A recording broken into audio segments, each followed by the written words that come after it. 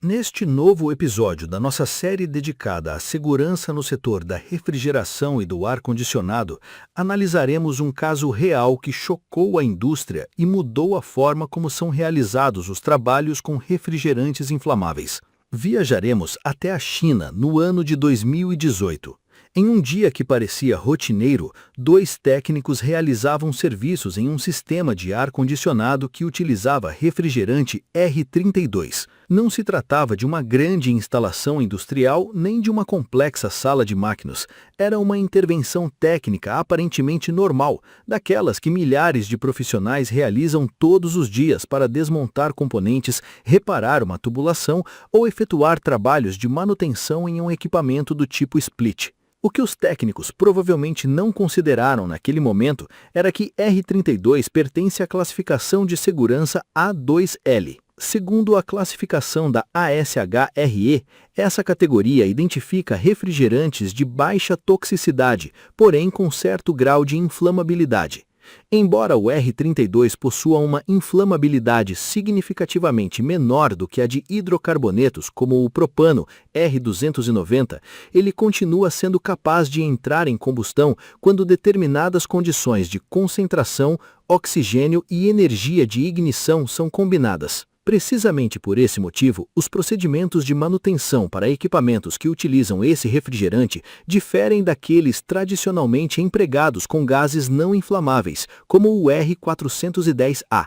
No entanto, uma sequência de decisões equivocadas começou a se desenvolver silenciosamente. Durante a intervenção, o refrigerante contido no sistema foi liberado sem seguir o procedimento adequado de recuperação. Em vez de extrair o gás utilizando uma máquina recuperadora projetada para essa finalidade, o R32 escapou livremente para o ambiente em estado gasoso. Em um primeiro momento, nada parecia fora do normal. O gás é incolor e sua presença não é evidente a olho nu. Entretanto, o perigo já estava se formando. Diversos estudos realizados sobre vazamentos de refrigerantes A2L demonstraram que as concentrações inflamáveis normalmente não se distribuem de maneira uniforme por todo o ambiente. Pelo contrário, tendem a formar zonas localizadas onde a concentração pode ser muito maior do que a média medida no recinto. Essas acumulações costumam surgir próximas ao ponto de vazamento, dentro de gabinetes, forros falsos, bandejas de condensado ou áreas com pouca circulação de ar. Ao contrário do que muitas pessoas imaginam, o R32 não sobe rapidamente nem desaparece instantaneamente. Por ser mais denso que o ar, o refrigerante começou a deslocar-se para as regiões mais baixas do ambiente e a acumular-se ao redor da área de trabalho, especialmente dentro da carcaça do equipamento e próximo ao piso. A segunda falha surgiu pouco depois. Os técnicos não criaram ventilação cruzada nem utilizaram exaustores mecânicos para dispersar o refrigerante liberado. Portas e janelas permaneceram sem proporcionar uma renovação adequada do ar. Dessa forma, a nuvem invisível de R32 continuou aumentando sua concentração ao redor do ponto de intervenção. Em condições normais de ventilação, um vazamento de R32 costuma dispersar-se rapidamente e perder sua capacidade de inflamação. No entanto, quando a ventilação é insuficiente, até mesmo quantidades relativamente moderadas de refrigerante podem permanecer por vários minutos em concentrações perigosas, especialmente em espaços reduzidos ou parcialmente confinados. Minuto após minuto, o gás foi se misturando ao ar até atingir uma faixa extremamente perigosa.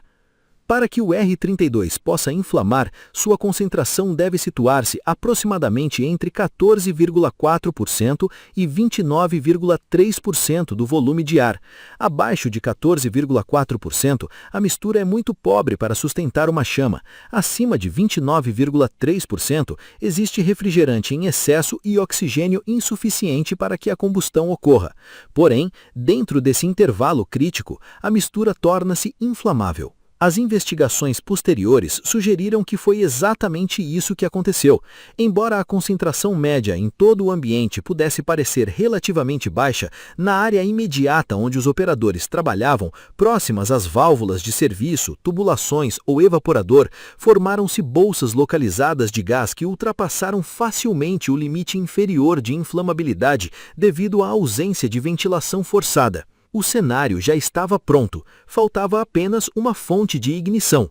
As análises de risco realizadas para refrigerantes inflamáveis mostram que as fontes de ignição são muito mais comuns do que normalmente se imagina, e ela surgiu na forma de uma ferramenta elétrica convencional. Ao utilizar equipamentos não projetados para trabalhar em atmosferas potencialmente inflamáveis, ocorreu um pequeno arco elétrico. No entanto, essa minúscula faísca forneceu energia suficiente para incendiar a nuvem de R32 acumulada dentro de sua faixa inflamável. O que aconteceu a seguir não foi uma explosão devastadora comparável à provocada por explosivos de alta potência. O R32 possui uma velocidade de combustão relativamente baixa quando comparado a hidrocarbonetos puros, como o propano R290. O resultado foi uma deflagração, ou seja, uma súbita labareda de altíssima temperatura que se propagou rapidamente através da mistura inflamável. Diferentemente de uma detonação, onde a onda de pressão se desloca em velocidade supersônica, uma deflagração se propaga em velocidades consideravelmente menores.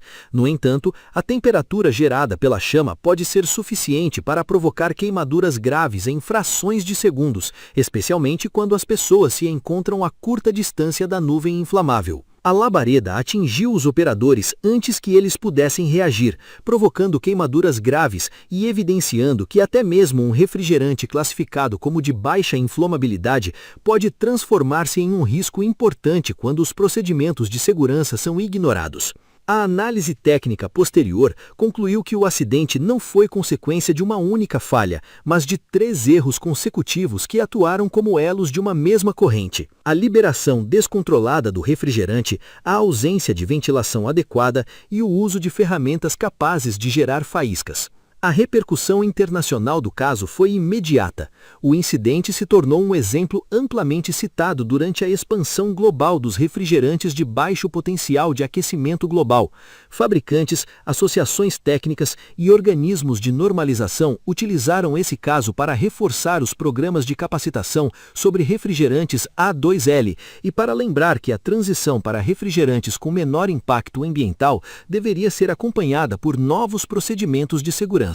Após a divulgação do incidente e os estudos realizados por organismos técnicos e associações do setor, os protocolos de segurança foram revistos e tornados mais rigorosos em todo o mundo. Foi proibida de forma estrita a prática de liberar refrigerante para a atmosfera. Tornou-se obrigatório o uso de máquinas recuperadoras adequadas para gases inflamáveis. Foram incorporados detectores portáteis de vazamento para trabalhos em espaços confinados.